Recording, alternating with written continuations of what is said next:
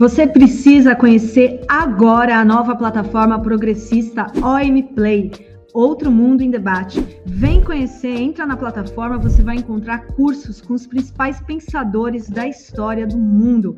Foucault, Freud, Lenin, muito mais com os professores renomados. Vem fazer parte dessa iniciativa. Conheça a OM Play. Oi, Mário, tudo bom com você? Nossa, é um prazer enorme ter você aqui no meu programa, viu? Que alegria, Sinara Menezes, grande baiana, que nossa terra produz é gente boa, né, menina? E você, como é que vai? É uma Eu alegria vou estar bem. aqui, viu? Você sabe que eu vou te contar, vou contar uma coisa para ele, para vocês, que eu, né, me formei na UFBA, sou de Piauí, nunca entrevistei Mário Kertz, nunca, tá? Hum, No hum, meu começo de carreira, eu trabalhei no Jornal do Pelô. Você lembra do Jornal do Pelô? claro que lembro, sim. Foi um dos meus primeiros trabalhos. Então, assim, a minha carreira, de certa maneira, está ligada. O Jornal do Pelô era um jornal voltado à revitalização do Pelourinho, antes da revitalização, e que era da Fundação Gregório de Matos, na época do Isso, o Ali Salomão. que foi quando eu fui prefeito. O Ali trabalhou comigo. Risério, Exatamente. o Ali, Gilberto Gil, Roberto Pinho, essa turma toda, João Santana, Lelé. Era uma turma muito boa, né, Mário? Ah, demais, demais. Muito melhor do que o prefeito. Muito melhor, mas estou falando isso não é falsa modéstia, não é verdade. Eles eram fantásticos. O que eu aprendi com eles, Ave Maria, coisa boa, viu? Mas o bom gestor é aquele que se cerca de gente competente, né? Isso eu concordo com você. Agora, tem gestor que é até bom, mas tem ciúme dos competentes. Não dá certo, porque começa a querer, sabe, diminuir. Rapaz, e ciúme de político, e ciúme de homem, Sinara, é muito pior do que ciúme de mulher. E olhe que ciúme de mulher não é brincadeira. Ai, olha só, coloca o livro dele aí na tela para a gente, Gui, para eu mostrar para o pessoal. Mário Kertz, Riso, Choro e tudo mais que vem no meio. É muito engraçada essa foto da capa e a história que o filho dele conta, né? Que você tem essa expressão que o pessoal fica dizendo que não sabe se é riso, se é choro, mas eu acho que na sua vida você teve mais motivos para rir, hein? É verdade, é verdade, é verdade. Eu não posso me queixar da vida de jeito nenhum, mas também tive muitos momentos de choro, de perdas, de pessoas queridíssimas, começando com minha mãe, que morreu aos 49 anos, quando eu tinha 17 anos. Foi terrível. Mas eu concordo com você. Mais riso, não tenho do que me queixar de jeito nenhum, de nada. Seu livro é cheio disso, né? Muito afeto. Você, como homem de família, com seus filhos, seus netos, que eu acho que até você valoriza mais do que a política. Eu ia te perguntar, né, se você prefere ser radialista do que político, mas eu acho que você prefere mesmo é ser pai e avô. Verdade, verdade. Prefiro mais ser. Você sabe que desde muito jovem eu quis ter uma família grande. Tanto que eu me casei aos 22 anos de idade. Eu não era nem formado ainda em administração. Mas eu tinha uma situação financeira boa, porque minha mãe morreu quando eu tinha 17, papai já era rico, e ele dividiu, né, a parte de mamãe. Aí eu me casei aos 22 e aos 23 anos, rapaz, eu tive uma alegria que você não pode imaginar. Foi ver nascer meu primeiro filho, que foi desejado naquele. Ah, ela ficou grávida, mulher. Não tem nada disso. Foi tanto que ele nasceu um ano e tanto depois de eu estar casado. E foi uma alegria extraordinária. Depois eu tive mais 4 filhos e hoje eu tenho 9 netos. Não é brincadeira, não, é bom demais. Vai voltando à escolha entre o Mário, ele foi prefeito de Salvador 2 vezes, né? Uma indicado na época da ditadura, que é quando ele rompe com a CM, e depois quando ele volta já eleito diretamente. Entre essas duas atividades, a partir dos anos 90, você se torna mais radialista do que político, né? Você acha que é mais gratificante ser radialista? Sabe que eu te pergunto isso? Às vezes eu olho alguns políticos que eu acho que eles estão no ramo errado. Por exemplo, vou te dar um exemplo. Paulo Diga. Maluf não teria se dado muito melhor no entretenimento? Ah, essa é ótima, eu gostei, acho. Gente, ele era muito divertido, né? Mas talvez não fosse tão rentável quanto foi a carreira política. Ah, sem dúvida. Ah. Mas olhe, eu radialista, eu já sou há 30 anos, quer dizer, no fundo, é a profissão que eu exerço mais tempo ininterruptamente, entendeu? Então, agora, eu sendo radialista, eu continuo muito ativo na política, entendeu? Porque para mim não é um radialismo de entretenimento, sabe? Ou então de ficar explorando audiência na base da violência ou disso, daquilo, não. É eminentemente dividir com os nossos ouvintes conhecimentos de várias pessoas, não são meus conhecimentos, vários entrevistados, vários comentaristas do Brasil todo.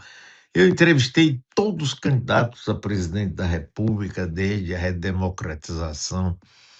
Então, a política está presente no meu dia a dia, o tempo todo, através do rádio. E, para mim, eu acho que é melhor, ainda mais hoje, que a política está muito, muito complicada e muito baixa astral em alguns setores. Sim. Você, aliás, entrevistou o presidente Lula mais de 20 vezes, né? Tem uma ciumeira em relação a isso, não tem? Tem, mas você sabe o que é que acontece? É o seguinte: Lula não era nem candidato a nada e ele esteve na Bahia. E aqui na Bahia, todos os meios de comunicação eram dominados por Antônio Carlos Magalhães e seus seguidores. E Lula veio e eu tinha um programa na Band e eu entrevistei ele lá, não é? E depois, toda vez que Lula vinha em Salvador, eu entrevistava ele. Ele vinha aqui gravar os programas de rádio para o PT Nacional nos estúdios da gente. Ele pedia: Mário, dá para ir aí? Claro. Aí acabou tendo uma ligação pessoal, né, que eu gosto muito. E quando ele foi candidato que ganhou a primeira eleição em 2002, eu larguei a rádio aqui, fui morar em São Paulo e trabalhei como voluntário, sem ganhar um centavo, como coordenador da parte de rádio da campanha dele, feito por Duda Mendonça, figura ótima. E apresentei programa de televisão com ele, até naquele documentário Entre Atos, tem trechos desse programa. E sempre tratei ele muito na base da intimidade, com todo o respeito. Por exemplo, ele, presidente da República, a última vez que eu entrevistei ele aqui, presidente da República, eu falo: Lula, você isso e aquilo, agora com todo o respeito, né? Mas tem. E eu brinco muito porque o pessoal daqui, os bolsonaristas, o pessoal mais de direita, fica dizendo que a Rádio Metrópole é um puxadinho do PT. Aí, na última vez que eu entrevistei Lula, eu disse: Lula, tem um negócio aqui, isso no ar, né? Com vídeo e tudo. Tem um negócio aqui, é o seguinte: o pessoal diz que aqui é o puxadinho do PT, que a gente vive com o dinheiro do PT. Pô, até agora eu não recebi um pix seu, rapaz. Que é isso? Faça alguma coisa. Ele dá risada, brinca. Então ele gosta, porque eu não tenho, e ele nunca estabeleceu para mim dizer: você não pode perguntar isso, não pode aquilo, nada, a gente conversa sobre tudo. Então, ele gosta, eu gosto, é bom. Mário, você não acha que a mídia brasileira não trata Lula com o respeito que ele merece? Acho, acho sim. Por quê? Porque a mídia representa, Sinara, os grandes interesses econômicos. né, que, aliás, deveriam sempre estar bem com ele, né, porque ele, se tem um lado nitidamente social, importante, ele também faz com que a economia cresça, os bancos têm lucros fantásticos e tudo. Agora, eu tenho inclusive um programa semanal aqui no rádio, também pelo YouTube, com Jane de Freitas, Bob Fernandes e Sérgio Augusto, né? Chama-se Três Pontos. E, na realidade, a gente discute muito isso. Quer dizer, a quantidade de coisas negativas que o governo dele tenha ou possa ter, uns passam. O que tem de positivo é aquela coisa assim. Mas está mudando, porque as pessoas estão vendo, porque muita gente esperava que nesse Lula 3 fossem acontecer as coisas que aconteceram no Lula 1. Lula 1, ele substituiu um governo decente, Fernando Henrique Cardoso, né? Sem adjetivado nem palavra, mas era decente, o país não estava no caos. No Lula 3, ele encontrou o Brasil no buraco, nacional, internacionalmente, nas contas, na dignidade, no trato, e com um Congresso nitidamente hostil a ele. Então, essa grande mídia não gosta, é anti-Lula e pronto. O que me incomoda é que no exterior o Lula é tratado com a altura que ele tem, sabe? Ele tem uma altura, é inegável. Uma pessoa que seja de direita ou extrema direita é possível, não tem como negar a altura que o Lula tem. Lá fora é reconhecido. E aqui não é, né? Aqui tratam ele como se, sei lá, é preconceito porque ele é nordestino, será?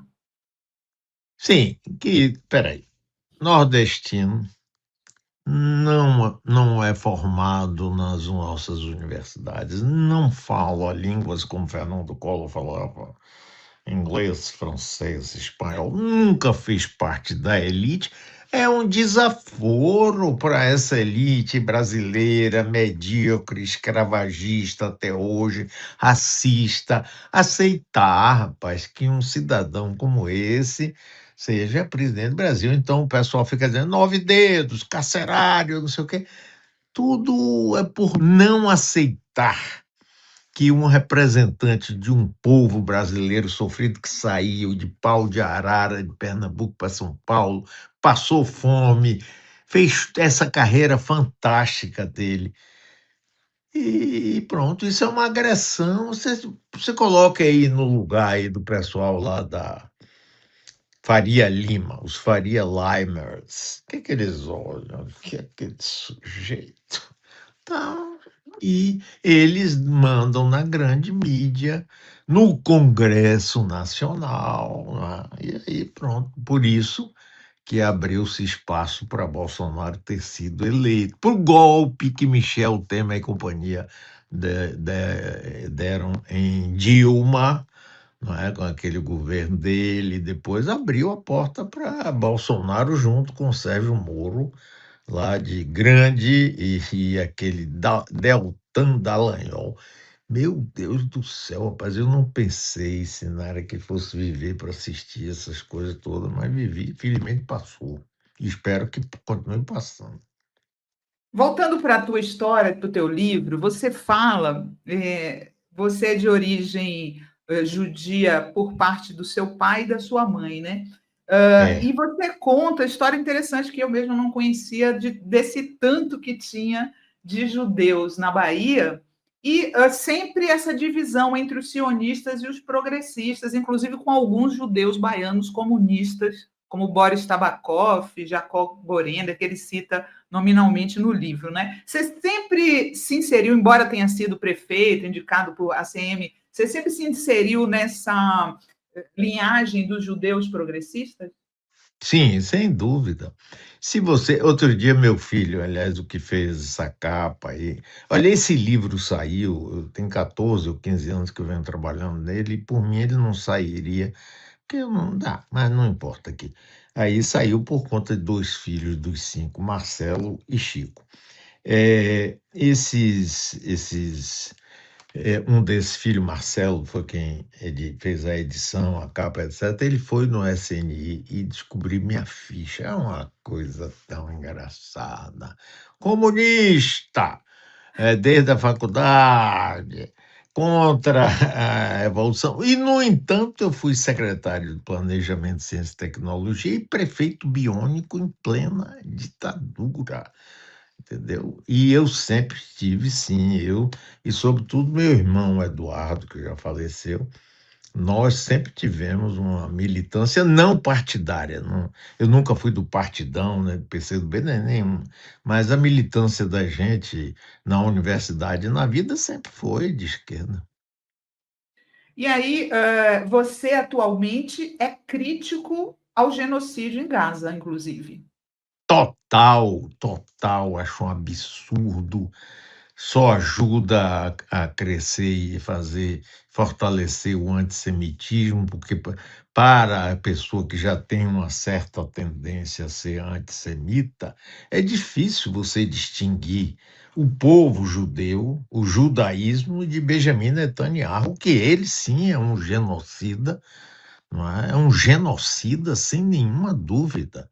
Grande parte da coletividade judaica é bolsonarista, em São Paulo, sobretudo no Rio, bolsonarista, acha que Lula é antissemita, que nada disso, é porque eles são de extrema direita.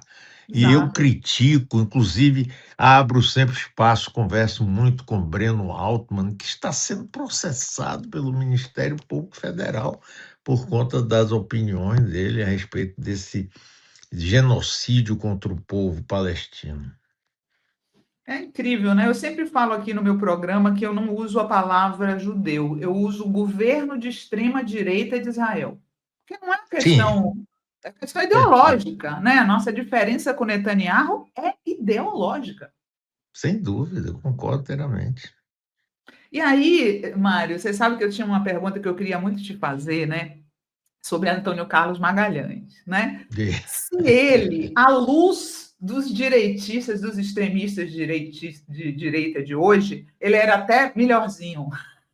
Mas aí eu vi, antes, aí eu vi que ele, quando vocês rompem, te faz ofensas pesadas, te chama de judeu fedorento. Então, assim, eu já não vejo tanta diferença, sabe? Eu sei que ele não era uma pessoa, pelo menos publicamente, não era homofóbico, né? Não colocava essas coisas que os bolsonaristas colocam. Como é que você colocaria hoje o ACM à luz da nova direita que surgiu com o Bolsonaro?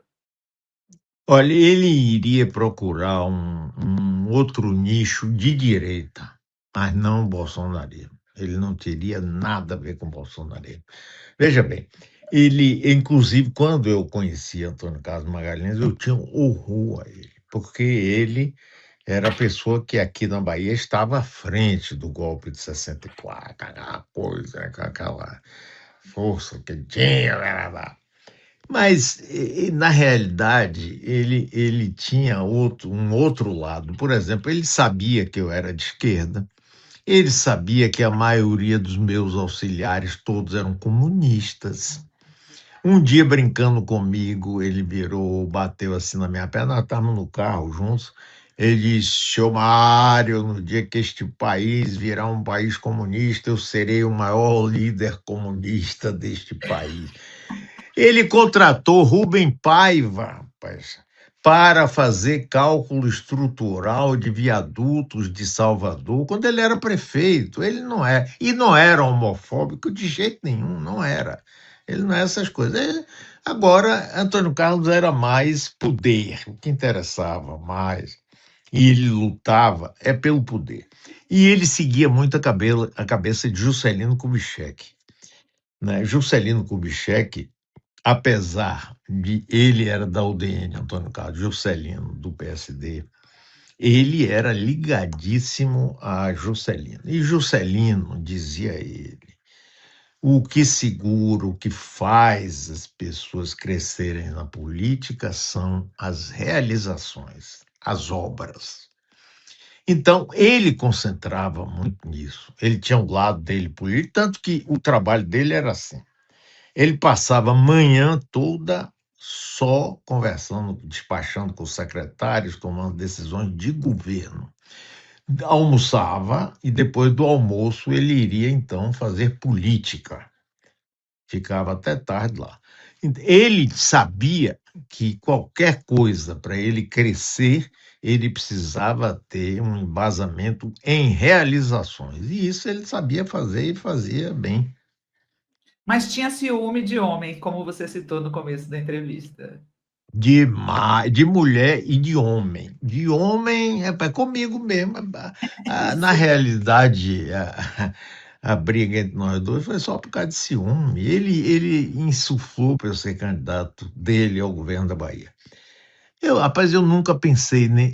Sinceramente, eu não consigo planejar nada. O único planejamento que eu tenho já há muito tempo é ter uma vaga no cemitério israelita aqui de Salvador, que eu quero ser enterrado em Salvador. Fora disso, eu nunca pensei em ser prefeito. Eu estava no Rio de Janeiro, na Eletrobras, com ele. Ele veio ser governador e disse: o senhor vai, mas me deixa aqui, que eu estou bem aqui e tal. Ele concordou. Depois ele, sem me consultar, anuncia que ia ser prefeito. Eu vim, gostei. E aí, durante a prefeitura, no princípio, nós chegamos a ter muita intimidade e carinho mesmo. É uma coisa que é independente de posições ideológicas. Ele respeitava a mim, eu a ele, e vamos em frente. Ele aí começou a insuflar para eu ser o candidato. Ele disse para mim: você vai ser meu candidato a governador. Depois ele mudou de ideia. Justo, pronto. E eu dizia a ele, e aí ele começou a me sacanear, né, a criar problema para a prefeitura. Eu uma vez disse a ele: governador, eu sei que o seu candidato é outro, e é o senhor que tem que escolher, não sou eu. Aí eu não tenho condições de escolher o seu sucessor.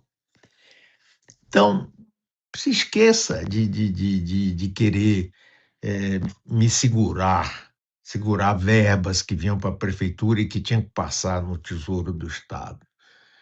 Aí ele dizia: Mário, você tem razão, mas passava uma semana, 10 dias, ele emprenhava muito fácil pelo ouvido. As pessoas diziam: Mário está crescendo muito, eu estava fazendo uma boa administração. E o candidato dele, Clériston Andrade, que morreu antes de ser eleito, ia ser eleito, era uma pessoa, ele era um pastor evangélico, ele até dizia para mim assim, disse: rapaz, conversar com você é uma coisa, conversar com o Clérito é outra, ele, sabe, não pode dizer um palavrão, não pode falar de mulher. Mas aí ele resolveu, então, começar a me sacanear publicamente, né? Chegou a publicar aqui num jornal de grande circulação uma manchete que dizia assim: se o prefeito não apoiar Clériston, eu demito. Ele já sim, tá legal. Aí um dia eu fui lá de noite, em Ondina. Nós tínhamos muita intimidade a entrar no quarto dele. Ele, quando ficava no fim de semana no Rio, quando eu estava morando no Rio por causa da Eletrobras, ele passava comigo, ia em minha casa, a gente almoçava, jantava.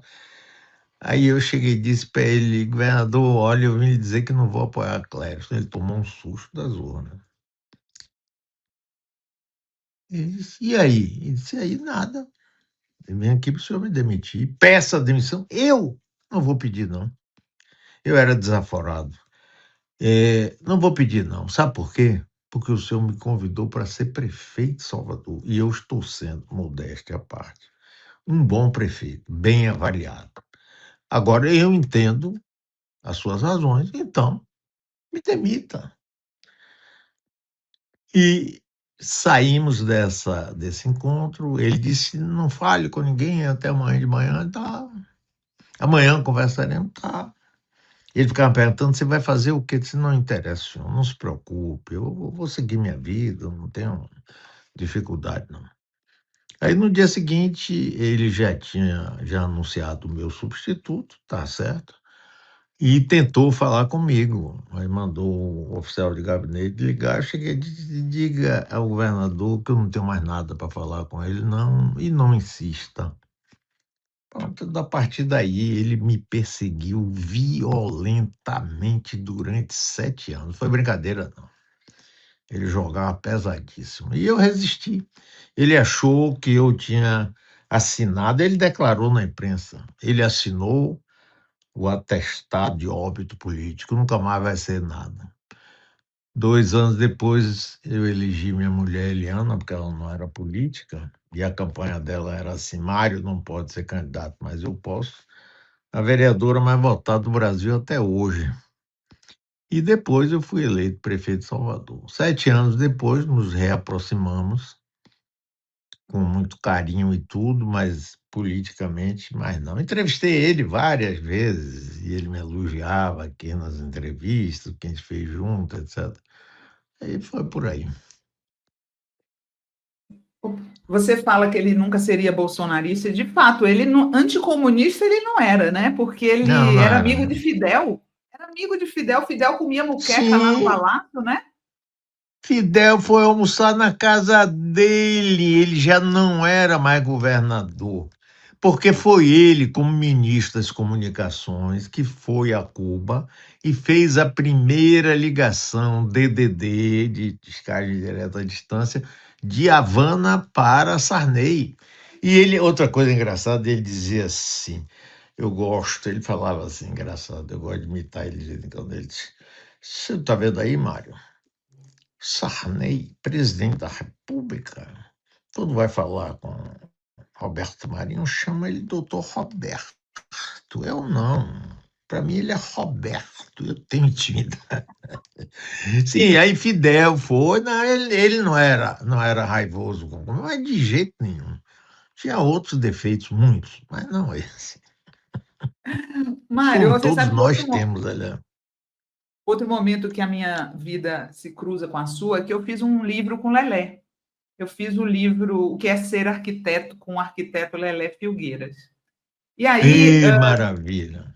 maravilha, foi maravilhoso. E aí o Lelé, ele conta, né, que Mário Kertz convidou ele, Lina Bobardi, para fazer o projeto de revitalização do Pelourinho, e a ideia original era que fosse todas as casas brancas, como era em Lisboa. E aí Hum. eles saem do poder e tal, e aí entram, e segundo o Lelé, teve patrocínio da Souvenil, e aí o Pelourinho ficou todo colorido. Você acha que ficou melhor? Não, não ficou melhor, não. Olha, você teve o privilégio, então, porque eu digo a você o seguinte, eu tenho 81 anos já. Conheci muita gente, alguns malandros, outros sérios. E Lelé foi uma das melhores figuras humanas que eu conheci, tanto que eu chamei, ele é padrinho de um dos meus filhos, Marcelo, esse mesmo fez a capa aí, no prefácio do livro. E toda a editoração foi feita por ele. E Lelé, rapaz, era um sujeito fantástico. Esse era comunista, no sentido de que não luxava em nada, andava sempre com roupas simples, tinha um Fusca, né? Nunca vendeu. Aqui acusaram, quando eles fizeram as grandes passarelas de Salvador, quando eu prefeito, que ele ia ganhar uma fortuna de royalties. Nunca, nunca. Nunca. Além de tudo, era um músico extraordinário, um homem inteligentíssimo, bonito, de uma simpatia. Eu tenho muita saudade e tenho orgulho de ter trabalhado com ele desde a construção do centro administrativo, a primeira vez na prefeitura, a segunda vez na prefeitura. Então você acha que teria ficado melhor como ele queria, toda branca? Eu acho, ele e Lina Bardi, rapaz, era outra que saiu expulsa da Bahia quando veio o golpe de 64. Ela fazia um trabalho fantástico aqui, Museu de Arte Popular. Mas achavam que ela era comunista e expulsaram. E ela ficou com raiva da Bahia. Escreveu até um artigo, Os 4 anos entre os brancos da Bahia. E aí, mas eu fui atrás dela para trazer, para ela trabalhar com Lelé comigo na prefeitura. Mas Lina não queria ouvir falar da Bahia. Eu cheguei e disse: olha, Lina, então eu quero que você vá em Salvador, porque eu vou lhe dar a medalha 2 de julho, que é a maior honraria da prefeitura, acho que você merece. Aí ela veio.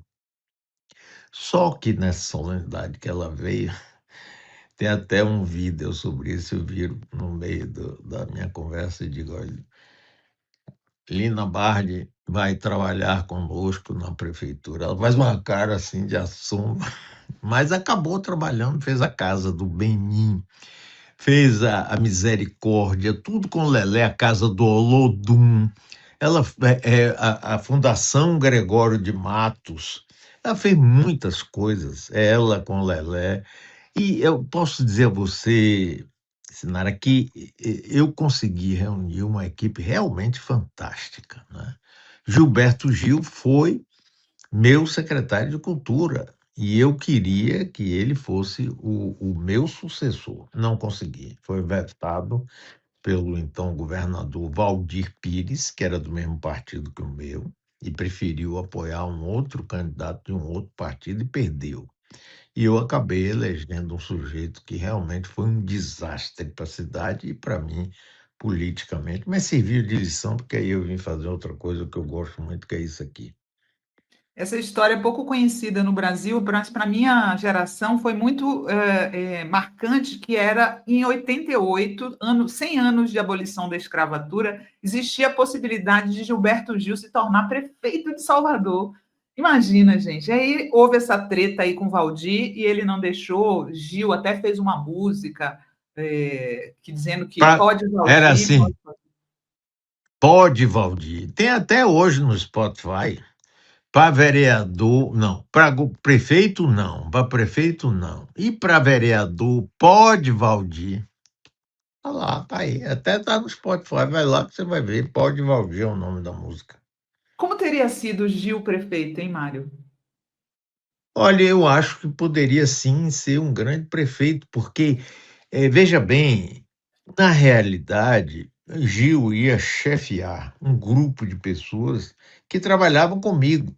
Porque não é porque fosse gente minha ele ter que aceitar porque eu participei da eleição, não é não. É porque eram pessoas do convívio dele. Ele, quando foi ministro da Cultura, ele levou Risério, ele levou o Ali Salomão, ele levou Roberto Pinho. Então, ele era a pessoa que já fazia parte disso. Então, ele tinha toda a chance de ser um excelente prefeito, claro. Oportunidade perdida, né? Aí como É. ele mencionou, eles colocaram um radialista que foi desastroso para Ah, ixi, Salvador. nem fale, nem fale. Total. E aí eu tenho uma curiosidade jornalística para te perguntar. Você cria o grupo Metrópole, né? Que tem a Rádio Metrópole, da qual você é o principal estrela, inegável. E aí chega Luiz Estevão e cria aqui em Brasília um portal chamado Metrópolis. Te atrapalhou? Não, não, porque o dele é Metrópolis e aqui é Metrópole. Na realidade, você sabe como é? Era a Rádio Cidade o nome, porque foi comprada do grupo Jornal do Brasil, que já estava entrando nos estertores. E aí fiquei algum tempo com o nome Rádio Cidade, quando eles disseram, olha, não pode mais usar, a não ser que você pague royalties, eu sei, não tinha o menor sentido. Aí nós resolvemos esse nome, Metrópole. E na época eu fiz assim uma certa sacanagem, que é botar outdoor na cidade. Eu já tinha sido prefeito 2 vezes. Mário Kertes não é mais prefeito, mas vai mudar a cidade.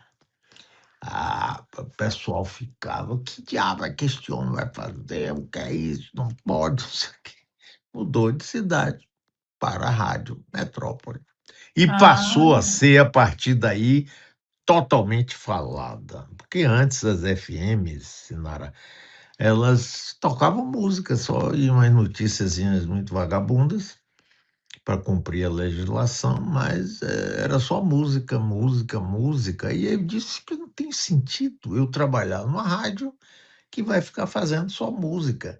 Então eu disse, nós vamos voltar à rádio verdadeira, aquela que comunica, depois abrir espaço para o ouvinte falar o que quisesse, sem ter que se identificar, sem dizer qual é o assunto prévio, sem nada. Abrir espaço para a oposição que não tinha, porque era tudo dominado pelo grupo de Antônio Carlos Magalhães, os governadores dele, que quando a rádio mesmo aqui, várias vezes eles tiraram anúncio total do governo do estado, porque não gostavam do que eu falava. Então, pronto, a gente foi indo, indo, e acabamos criando esse estilo que depois até outras rádios, eu acho ótimo, adotaram essa mesma coisa, que acho que é um caminho melhor que tem porque o rádio, ninguém mata rádio, rapaz. Achavam que ia Nada. morrer e não morreu, né? Teve uma sobrevida incrível. Pois é, pois é. A gente tem a instantaneidade. Você não precisa estar parado para ouvir a rádio. Você Exato. pode estar dirigindo e ouvindo, você pode estar cozinhando e ouvindo. Televisão não, além de que é difícil você, por exemplo, acontece um acidente aqui agora, a gente bota no ar na hora. Na televisão não é assim, não é?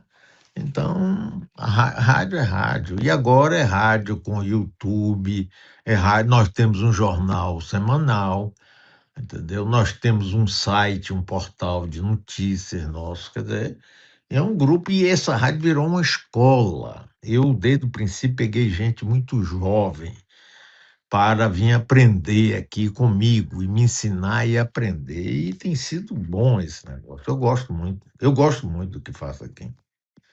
Sabe que eu li seu livro muito bom, muito interessante, flui muito deliciosamente. E vou dizer para você que eu senti falta de uma coisa. Você morou em Paris, né? Você morou fora e tudo, mas você gosta mesmo é de Salvador. Faltou uma declaração de amor a Salvador. Pode fazer. Olhe, você tem razão. Eu sou apaixonado por esta cidade. Olha que meu pai era um lugar. Minha mãe nasceu no Amazonas. E eu sou apaixonado por Salvador. Meu irmão Carlos foi morar em São Paulo, meu irmão Eduardo foi morar em Brasília, mas eu daqui não saio, como tinha uma música antiga, daqui não saio, ninguém me tira. Tanto que eu comprei já minha sepultura no cemitério israelita, de junto onde está enterrado meu pai, minha mãe, meu irmão Eduardo, minha avó, minhas tias. Eu sou apaixonado por essa cidade. Tenho 3 filhos que moram nos Estados Unidos, 2 na costa leste, 1 na Califórnia. Já vivi em vários lugares e gosto muito de viajar. Hoje menos, porque a idade vai pesando, mas ainda assim viajo para o exterior. Mas não tem nada igual a esta cidade. Nada, nada, nada, nada. Eu sou apaixonado pelo povo. Olha, quando eu fui prefeito, o caso de amor que eu tive com essa população, eu nunca fui aquele político, sabe, que eu vou pegar uma criancinha aqui, ó, foto, viu? Nada, rapaz. Eu entrava na casa das pessoas humildes, às vezes secretário meu, é engraçado, chegava lá, a pessoa ficava tão feliz de eu estar indo, aí fazia um prato de empada, de quibe, croquete, aí os meus secretários metidos, alguns, né, pouco, mas alguns, não, não, eu não vou comer não, eu sentava, comia, pedia mais, e eu, pô, adorava beijar. Bom, meu pai, minha mãe, minha avó, todo mundo, nós sempre fomos muito beijoqueiros, sabe? Não tem aquele negócio de ser. Tem gente que acha que você é muito chameguento. Que chameguento uma ova, rapaz. Você sabe que as pessoas surpreenderam-se quando eu estava num lugar, por exemplo, da prefeitura. Chegava meu pai lá, eu me levantava, beijava ele, ele me beijava. Tinha pessoas que assim, rapaz, você beija homem? Meus filhos, rapaz, na minha casa eu estava com meus filhos, vi gente senta no colo, beija, abraça. Eu conheço amigos meus que dizem assim, eu nunca consegui fazer isso com um filho meu. Digo, Ainda bom. mais na sua geração, né? As pessoas eram Pois mais é, fechadas, né? pois é, pois é, pois é, mas até hoje tem jovens que são assim meio ascéticos, acham que, sabe? Eu acho que estão perdendo. Ô, Mário, se você fosse, a última pergunta, se você fosse prefeito de Salvador de novo, o que é que você faria diferente? Ah, muito, muito. Primeiro, trabalhar de uma forma séria no aspecto da valorização do povo, das classes menos favorecidas, da educação absolutamente séria e dedicada, não é educação de somente ter prédiozinho bonitinho, não. É prioridade número 1, preservar decentemente esse patrimônio fantástico que a gente tem, e ter Eu tive esse projeto. Hoje eu sinto que nenhum prefeito tem um projeto para Salvador. Então fica naquela, Salvador, capital afro, Salvador para o turismo, então vamos facilitar o turismo, fazer tudo. Tudo bem, o turismo é fantástico, maravilhoso, mas a gente é muito mais do que isso, sobretudo pela riqueza deste povo, cuja maioria de afrodescendentes com uma cultura fantástica, maravilhosa, que está aqui nas nossas periferias. Era isso que ia fazer. Mas agora só na próxima encarnação, se houver. Ai, gente, infelizmente estamos chegando ao final da nossa entrevista. Vocês sabem que todos e todas que vêm aqui no nosso programa trazem dicas culturais para vocês. E o Mário Kertz trouxe duas, tá? A primeira é o livro Morte em Veneza, de Thomas Mann. Isso. Por que você está indicando esse livro para a galera, Mário? Porque, eu vou dizer a você, primeiro, a história é fantástica. Segundo, ele é de uma concisão com poucos escritores têm capacidade de fazer isso. É um livro relativamente fino, mas quando você lê um parágrafo, se você se distrair um pouquinho, você dança, porque é muito conciso e maravilhosamente lindo. Daí surgiu um filme também extraordinário, que para mim está entre os melhores do mundo, de Luchino Visconti, chama-se Morte em Veneza, e com Dick Bogart, que é um filme lindo, maravilhoso. Então, Lindo. Esse livro e o filme, meu Deus, que maravilha, maravilha. E a outra dica é atual, é um documentário que está na MUBI, Mussolini, o Filho do Século. Muito bom. Por que você está indicando para as pessoas? Você acha que as pessoas hoje em dia, com essa ameaça neofascista que o mundo vive, têm que conhecer essa história, Mário? Eu acho que tem. Olha, isso começou a partir do próprio livro, né, que deu margem de Scurati. Antônio Scurati escreveu esse livro. Ele escreveu vários livros, inclusive, né, sobre a Itália, sobre isso. Olha, eu acho que é fundamental. E a série, que eu já vi, os 8 capítulos que estão disponíveis, ele mostra exatamente como é pela manipulação. Mussolini era socialista, né? Como é pela manipulação, né? Pela mentira, pelo jogo, ele chega ao poder e faz o que ele fez. O livro é definitivo. Ele tem outro livro também sobre Mussolini. E essa série também, porque é bom que as pessoas vejam como é, porque nós estamos vendo isso aqui agora, no Brasil e em outros lugares do mundo. É isso aí, Mário Kertz. Coloca de novo o livro dele na tela, Gui, para a gente. Mário Kertz foi prefeito de Salvador, radialista, tá? Para quem não conhece, está lançando esse livro que é uma autobiografia, as memórias dele, riso, choro e tudo mais que vem no meio. Está saindo pela Edufba. Vocês encontram em qualquer livraria, tá? Está disponível em qualquer livraria. E, Mário, olha, prazerzão conversar com você, viu? Adorei também, Sinara. Adorei Finalmente conversar nos com você. conhecemos. Pois Agora só é. falta pessoalmente. Pois é, agora nós vamos inverter os papéis. Eu vou marcar o dia que você estiver disponível para eu te entrevistar aqui. Ótimo, marcado. Eu vou marcar mesmo, que adorei conversar e conhecer você pessoalmente. Que maravilha. Parabéns, viu? Um beijo. Beijão, querido. Tudo de bom, viu? Para você também, viu? Muito obrigado. Beijão.